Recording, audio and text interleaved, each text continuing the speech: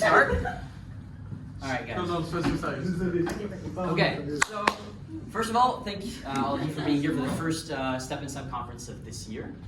So yeah, can't wait to see how it goes. All right, so I want to start with this, a simple question. I have a question for all of you. Why? I mean, seriously, this seemingly simple and straightforward question, why, encapsulates a massive breadth of everything we could ever imagine, marvel, and wonder about. Why am I here today talking to you? Why this, why that? In fact, there's such a vast amount of these mysteries that the word why brings about that I'm going to ask you one myself. If you could explore, investigate, and perhaps even answer one question, concept, or mystery that human curiosity has to offer, what would it be? And as you might have guessed, why? So take a few seconds to think about that. You can talk to people around you if you want, and then I want to hear your opinions.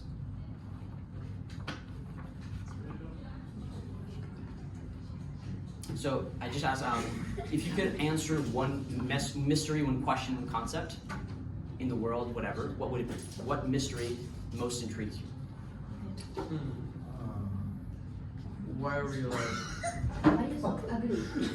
Why are we alive? Why are we alive? Okay, that's interesting. So yeah, meaning of life, that's... All right. What? What did you say? Tu l'envoies aux États-Unis après? Do you have an idea? Like what mystery or concept intrigues you? Whatever. If you could answer a question, it could be meaning of life, meaning of whatever.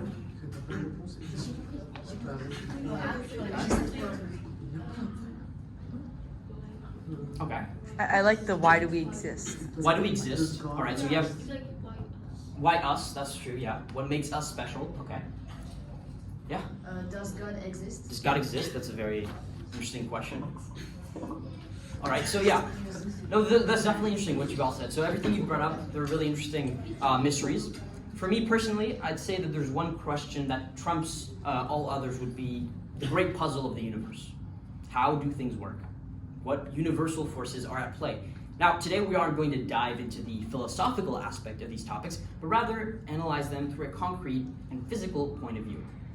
Indeed, we'll be learning about the foundation of modern physics, the most elegant and important theory of all. This is, of course, none other than Albert Einstein's theory of general relativity. So, some of you may have already heard about relativity. Still, today we're gonna, getting a look at the principles, the intuition, and frameworks that are at play in order for you to get a meaningful understanding of really this rather intricate theory. By the way, if you have any questions, of course, just feel free to raise your hand and I'll answer them. So let's start off with the base, the backbone of any physical interpretation of our universe. What is gravity? Simply put, it's a fundamental force that tends to bring objects closer together. We're standing on the ground, the moon orbits the Earth, and the Earth orbits the sun. These are consequences of this phenomenon. It operates in between these objects and prevents them from moving further from one another. Now, after hearing this, you might think, well, that gravity is simply a force that attracts objects, relatively to their respective masses. But the more one object is massive, the more mass it would pull towards it. However, in reality, gravity doesn't function as simply as a force. For example, if gravity operated as a force, well then all the satellites around the Earth would just fall towards the center of the Earth, at the center of the planet, where the most mass is centered around. If we would execute this experiment, well, the satellites would actually fall in a slightly bent manner, following the direction of the Earth's rotation. So what truly is gravity? Well, defining it means redefining the concepts of space and time altogether into a single, unified space-time, which science has achieved thanks to Einstein's theory of general relativity. In the words of the famous American physicist John Wheeler, space-time tells matter how to move, and matter tells space-time how to curve. That's it. That is general relativity in a nutshell. One day, as legend has it, Einstein had one of his famous thought experiments that would go on to change the course of scientific history forever. He imagined what would happen, right, if a man high up in the ladder were to fall from the ladder onto the ground. But he didn't think of it the same way you and I would think of it. Instead, he put himself in the perspective of the man. And imagine not what would happen as he would splatter on the ground below, but rather what he would be experiencing as he was falling. That's the real interesting part here. So put yourself in Einstein's shoes and tell me what you think. What do you think would happen to this man if you were on a high ladder and fell to the ground? Okay. You just go straight down and feel the wind, and you just go in straight line to the ground. So you're saying he's going straight line to the ground, right? Okay. Any other ideas? What would he feel? Yeah? He would feel like he's about to die. Feel like he's about to die. That is true. That is true. Let's see. If you had like to describe this movement, you know how would you describe it in like a few words? This is falling too simple? Falling. Okay. There's this type of falling, but okay. Those are good ideas. All right. Yeah. It's like gravity would be pulling him onto the ground. It's like his movement would be, instead of when he's on the ladder, it would be to be like stable, and his movement would be affected by gravity, and it would pull him down to the ground. Okay, so that's an interesting part because it's actually the opposite. Gravity would not be acting on this specific moment. So Einstein realized that gravity would be the only force acting upon him, right? And so he would be accelerating towards the ground, but since the ground wouldn't be pushing towards his body, he would feel no weight, right? When you're falling or when you're in a cool attraction park and you're in the air, you don't feel any weight. So with no weight resistance, he would be in what is known as free fall. That was what I was trying to talk about. And this, as you might have guessed, would be actually no different than being weightless in the vacuum of space. Free fall when falling from a ladder is the same as free fall when you're falling in space. In a way, gravity and acceleration were just different ways of describing the same phenomenon. The foundation of general relativity it's based upon what's known as the equivalence principle. So the equivalence principle states two things. All masses have to fall in the same way, and free fall, it actually isn't an object accelerating, but it's the natural movement for all bodies in the universe. During free fall, our body follows its natural movement, and it is only when we have touched the ground that we can feel our weight, which corresponds to our feet putting a stop to the fall, right? So in general relativity, gravity, therefore, is no longer a force. When objects, such as the planets or solar systems, appear to attract each other, this is just them moving naturally, but in a part of space whose geometry is curved. Masses never attract one another. What has happened, though, is the greater the mass of an object is, the more it's going to curve the fabric of space-time that surrounds it. This is what influences the trajectories of all nearby objects. And so the most fundamental concept of general relativity is the idea that all objects that possess a mass distort space-time around them. All right, any questions? No? Yeah? Is that actually proven, or is it? It is? Yeah, that's what his theory of general relativity puts forward, and he proved it theoretically, but actually in recent years we physicists observed concretely experiments that's called gravitational waves, which actually prove this thing. So yeah, good question. All right, this may seem daunting at first glance, so let's take a look at an example. Think of our universe as a huge grid, three-dimensional grid, of space and time. A massive object will indeed have the effect of contorting the notions of distance, direction, and the flow of time. If you were to throw a ball into an empty part of space, it would continue its movement in a straight line at a constant speed. This is actually known as Newton's first law of motion, which was put forward hundreds of years before Einstein made this theory. So if we were to throw this same ball, right, next to the sun, what would happen? The presence, yeah, go ahead. I have the answer. Yeah. But it would be affected by the sun that's curving the universe, so it would not go in a straight line, it would be slightly bent. Yeah, so that's the idea. The presence of the mass. The sun is a massive object, so the presence of that mass is going to bend the previously straight trajectory of the ball towards the sun, which was actually what creates this attraction effect that we all know about, right? Yeah. Is that how the satellites, when they go around that's how they get the acceleration around a planet? Yeah, exactly. I forgot the exact term, but in aerophysics, there's or in even sci-fi movies, when a space shuttle wants to accelerate, but they don't have enough fuel, for example, they can go quickly into the gravitational pull of a planet or a sun, and then they just go faster, right? They gain So momentum. that's gravity. So gravity is like curving the Space-time. Exactly. Yeah. Yep. J'ai pas compris.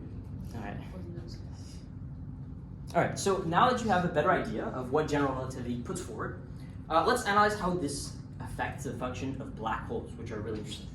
To remind you, a black hole is an infinitely massive object whose whole mass is contained within an infinitely minuscule point, known as the gravitational singularity.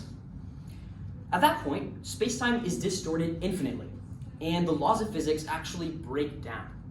Outside of what we call a black hole's event horizon, the limit to where matter can go without entering the black hole, it's impossible to stay in a stable orbit around the black hole. And so the distortion of space-time is too great because of the infinite mass of the black hole, which makes the trajectories of objects chaotic and impossible to predict.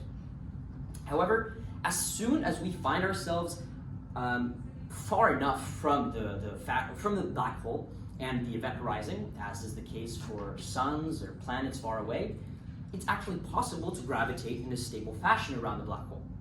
So it's a bit more complicated. It's called a geostationary Lagrange transfer orbit. That's just the technical term, but this is just what I explained. In particular, actually, light rays from faraway stars, they change direction when they're close to a black hole. And so for this reason, if you and I were to see a black hole with our telescope, we could actually see a distorted image of distant stars, which are actually behind it. So this phenomenon of bending, it's called gravitational lensing. All right. Any questions? Okay, cool. So one of the most really interesting and significant phenomena that arises from general relativity is gravitational time dilation. When we find ourselves close to massive objects, then the straight lines that we follow, right, are distorted, not only in space, but in time. This is massive. This is really important. And so with that being said, what do you think would happen to our way of perceiving the world around us if we were in a state where time would bend? Do you have an idea? Is that not clear? Okay, so as I said earlier, gravity bends space, but it actually also bends time. So when time goes straight, right now, as we are, well, if there's a massive object, gravity can influence that and make it not go straight. And then time is also affected. Yeah? Would we still experience it the same way, or would we notice it slowing down? That's what I'm asking you. Oh. What do you think? Do you have a hypothesis? I don't know. I was asking you. The same way. Excuse me? I think we would experience it the same way. Okay, so you experience the same way? I don't know, it doesn't feel right for us to just like see things accelerating around us. Or, Wait, so Okay. so basically, our world on Earth would go faster or slower, but if we were to observe outside, it would be going a speed that is different relative to us. Okay, that's a good idea, yeah. Because near massive objects, near from or Yeah, close to massive object, yeah. I don't understand how time would bend. Like, would it be like longer? Mm-hmm. Yeah, so how time would bend, that's an interesting question. So in the slide before, let's see. Here. Just think of it like this, a 3D grid, or 4D actually. There's 3 dimensions of space and 1 of time. And so time, as we're experiencing right now, is going straight like this, but because of gravity, it's going to slow down, it's going to go faster in different scenarios. Is that clear what you're, okay. Wait. Yeah? So when I walk next to you, I experience a very, very slight changing of time. Yeah, it's interesting you brought that up. I'm going to talk about a similar point later on. Okay, so to answer this question, the flow of time that we perceive would actually be altered, and it would be altered according to the distance at which we are from the massive object. If we're closer to the massive object, if we're far away from the massive object, like a black hole, the curvature of space-time would be practically imperceptible. Time flows more or less like anywhere else.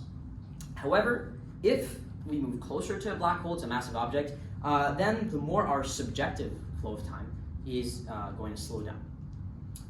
This revolutionary concept was discovered by Einstein, and it shatters the major postulate upon which Newtonian physics were built, which is, so basically what Einstein is saying is, get out of here, Newton, and let me show you how it's done. Time isn't absolute. Time is relative. So we would feel slower, like we would age slower, and things would go slower around us. Exactly. If you're closer to a massive black hole. And we would notice that. We would notice it, yeah. Wait, does that mean that if we're on a planet that has like more gravity or that's like has a bigger mass, Yeah. we would age slower? Exactly. Has anyone here seen Interstellar? Raise your hand. Yeah, there's. Has anyone seen Interstellar? Yep.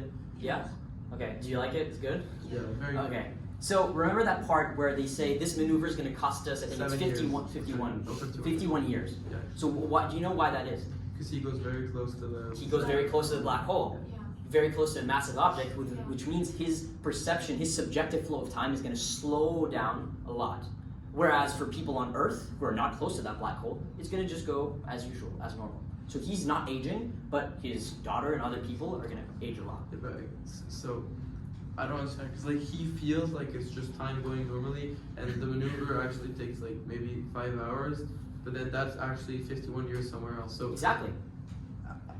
Isn't the other people? Isn't like the other people are feeling that he's moving faster than them?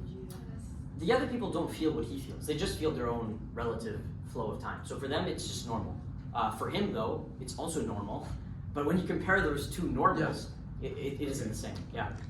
I don't know if you're gonna talk about this later on, so tell me if you're going to. Okay. I read another sci-fi book where they were going really fast and that sped up or slowed down time.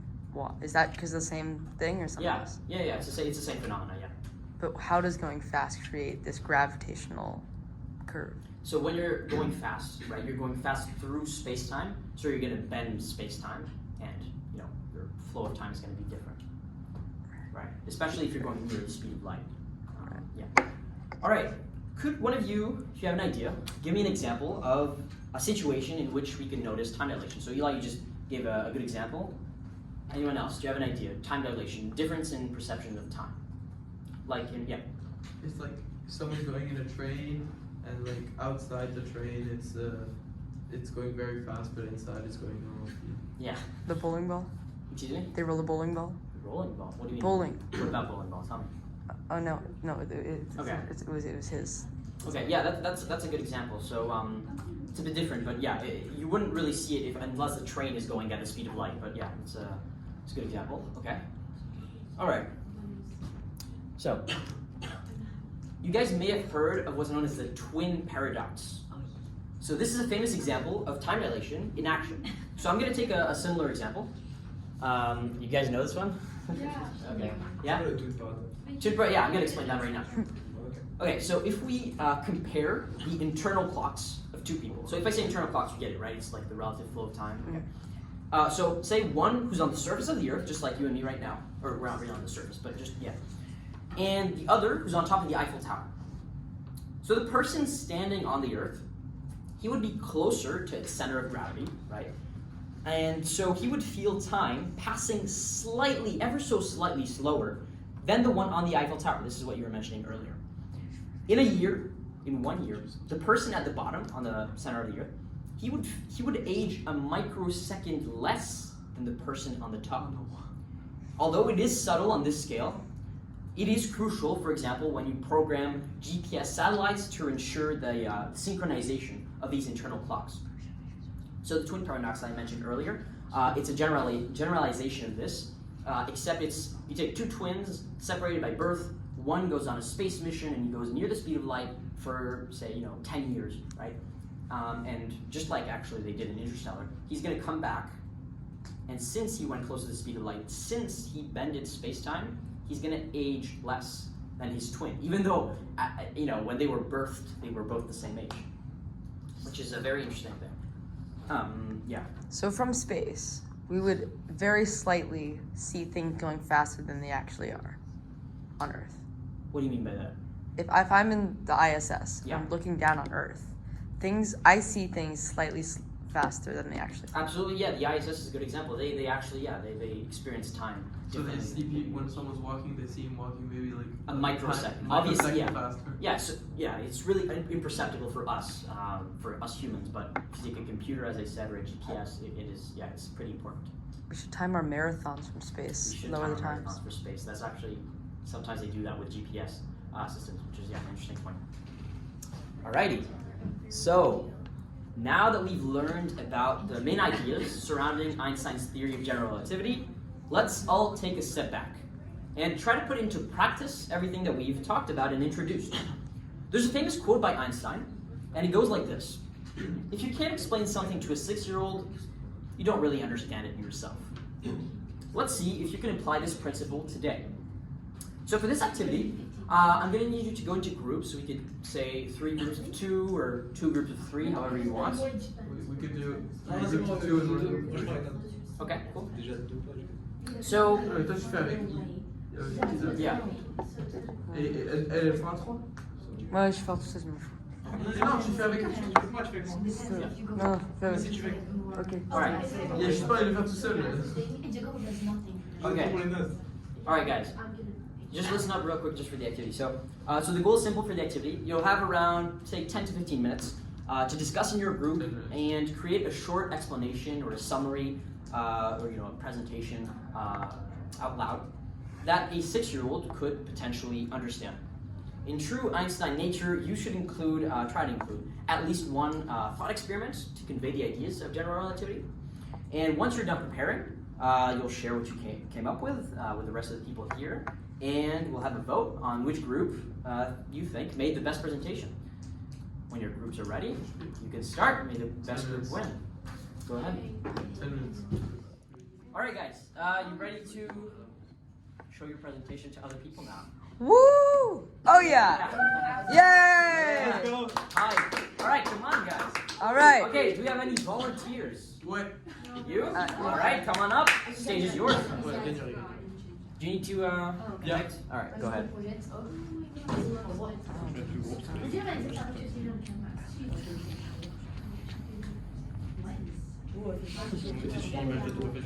Non, on s'en fout des images. On s'en fout des images. Ça pousse pas. Je vais la dessiner. Vous avez pas un Velleda? Personne n'a un Velleda? Moi, j'ai un. Oh, can I use Si, it? j'en ai un. Tiens, j'en ai un. Michael, see, it's useful. D'accord. Ah, bah, tiens. Tu sais dessiner à tour Eiffel? Okay, guys, wait one second. Guys, please just listen up, because then you're gonna have to vote on the best one. Yeah. Ryan, tu sais dessiner à tour Eiffel? Ouais, peut-être. Ici, On n'a pas besoin de dessiner la tour Eiffel, mec.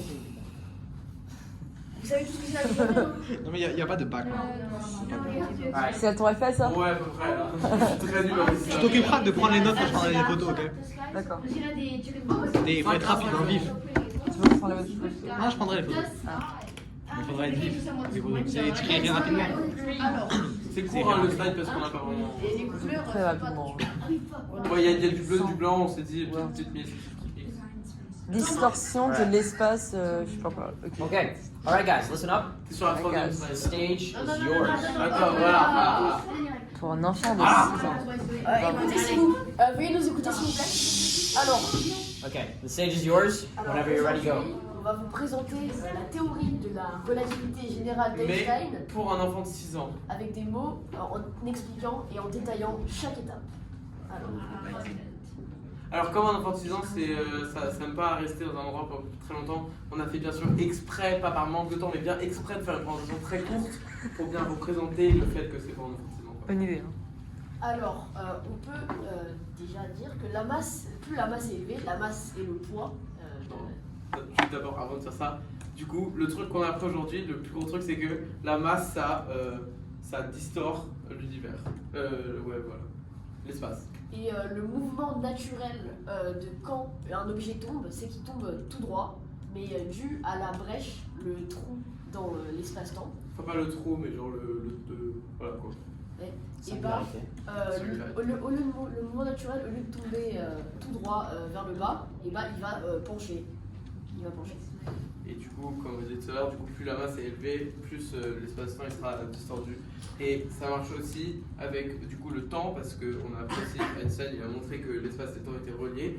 Et du coup, en en notre courbe qui est changée, au lieu d'aller tout droit, elle est plus penchée, tordue, bah, ça affecte aussi le temps. Donc au lieu que notre temps il aille tout droit comme par exemple maintenant, bah, il est tordu et du coup on a une différente perception du temps. Il ira plus lentement et du coup le processus de vieillissement est ralenti. Alors bien sûr, on a un exemple hyper concret qui résume tout ce qu'on a dit. Faites pas gaffe, il n'y a pas eu beaucoup de temps. Du coup, si la Terre elle avait une masse de 1 million de fois plus grosse, donc c'est à peu près proportionnel, c'est ça qu'on voulait montrer, parce que du coup, plus la masse est grosse, plus l'univers est distordu. Bah, au lieu de gagner une microseconde, on gagnerait une seconde de vie entière chaque année passée en haut de la tour Eiffel. Et ça, on peut le faire avec du coup tous les exemples. Si on était sur 3 tours Eiffel, bah, ce serait 3 secondes, etc. Enfin, la hauteur de 3 tours Eiffel. Non, ça marche pas. C'est bon. Si la masse, on peut dire si la Terre était 2 millions de fois, bah, ce serait 2 secondes. Ouais. Voilà. J'espère que vous avez voté pour nous. Bien présentation. Okay. Alrighty, we'll go Great next. presentation. Who wants to go next? Ours is really good. We'll go. Okay. Ah, il y a nous, on a une présentation. On a une présentation ou pas? Non, mais on parle. Non. C'est toi qui parles. All right. Moi je continue. Whenever you're ready, the stage is yours. Ok, du coup c'est cool. Ouais. So, Arthur, are you coming? it's on the me. He has to take notes on his presentation. which makes C'est sense. mon job, donc désolé. Alright, so we're gonna explain general, or I'm gonna, me and one other half person are gonna explain general relativity to a 6-year-old. So wait, can I have a marker? Okay, need those. Easy. So general relativity is basically the distortion of space-time. Now, what's space-time, you might ask, you little 6-year-old? Space-time is a 4-dimensional perception of our universe. What's 4 dimensions? A dimension, I don't know how to explain a dimension, but like we see and live in, we see in 3 dimensions, right? We can see this way, and this way. That's 3 dimensions. Well, that's this way, this way, and this way. That's 3 dimensions. Now what space-time is they add a 4th dimension to that. And that 4th dimension is time. Isn't that crazy? And so basically what happens is if you have something that's really heavy and it will bend space-time. And so instead of space-time looking like a normal grid like this, space-time might look something, well, I can't really draw, but something like that. That's very good. And so that means that if this is the big heavy thing, by the way, that is bending space-time. It's really heavy. Alright, okay. Yeah, and so it's bending space-time. And so that means that if I were here, space and time would be distorted. And so space wouldn't be, or space would it would turn in a weird way, and time wouldn't go at the same speed as it would, for example, if you were there. And so that is what general relativity is, 6-year-old. Great. There you go. Applause. C'était bien, mais l'argent n'a pas participé. That was really good. That's a good drawing. Ça me dérange un peu. Oh yeah. NPC. Arthur, pourquoi t'as pas participé? Je prends les notes pour les personnes qui sont pas là. All right. Great presentation. Now, final group. T'as fait la présentation et tout, t'as participé. Ah ouais, pas But very comme good sur teacher. les You mains. can have the fake Whoa, sarcasm. whoa. You can have the fake encouragement down. Alrighty. Face moving. Okay, I got it. C'est minuscule là. Wait, do you guys think you could drag through? Merde, j'ai oublié We de can see prendre- that. We can see that. No. Tu peux prendre des photos de toi là? Yeah. Okay. It's kind of small, but just make it bigger. Yeah. Tu vois pas, j'étais juste à côté de toi, elle était genre comme ça. Calme-toi. So, Einstein had a theory which was called general relativity. And basically, what's a theory? So, a theory is it's an idea that is used to explain a certain phenomenon that's going on using some principles, so like basic nature of facts. So basically what happens is that Einstein believed that space is represented as a grid, and that instead of it being like 2D and straight, it will be affected by gravity, which is not a force, but basically we're taught that gravity is how if a mass is greater, then it's going to attract more things. But what Einstein believed is that if a mass was very great, then it would bend the grid here, and then that's how objects were not attracted to the actual mass, but they were just their natural course. They would just bend around the distorted space-time grid. Also, it's not only like the whole gravity itself. He discovered that it's not only the gravity, it's also time that bends. So for example, instead of time going like this, like a straight line, when there's like nothing that goes on it, like nothing really heavy, the more heavy it goes, the more heavy it is, the more bent time is going to be, so the more slow it's going to be. Yeah, so that means that, for example, okay, so to illustrate the gravity thing, if you throw an object, apparently it's a person in space now. So, imagine there's a person in space, in the stars, wow. And then there's a huge black hole which is bending time and space in like this huge kind of like hot hole for like the grid. Well, this person in space is gonna be totally fine. We're gonna experience subjective time. And then this person here is gonna age a lot faster because the bend of space-time is... Because the black hole is going to be much heavier than Earth, so the grid is going to be bent more, and therefore the person is going to live all those seconds slower than the person on Earth. So he's going to come back and find his like identical twin like many years older, or maybe dead. That's it.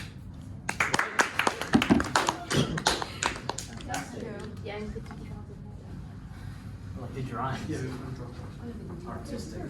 Alrighty.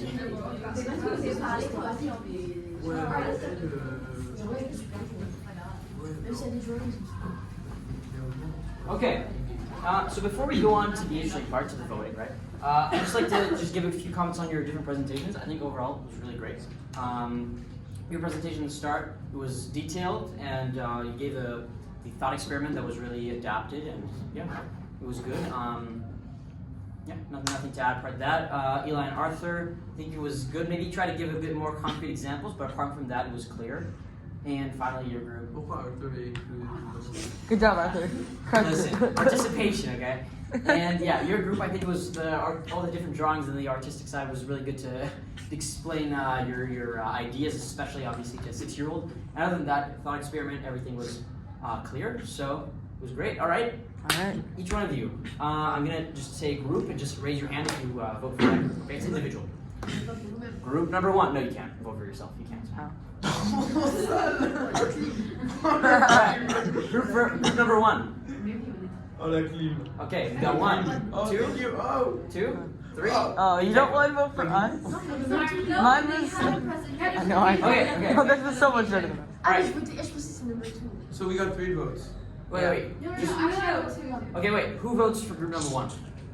2. Okay, Emily, great. really? Who votes? Stop threatening people, please. Who voted for group number 2? 1, No. 2. Okay, there's a tie there. Okay. And who voted for group number 3? Hey!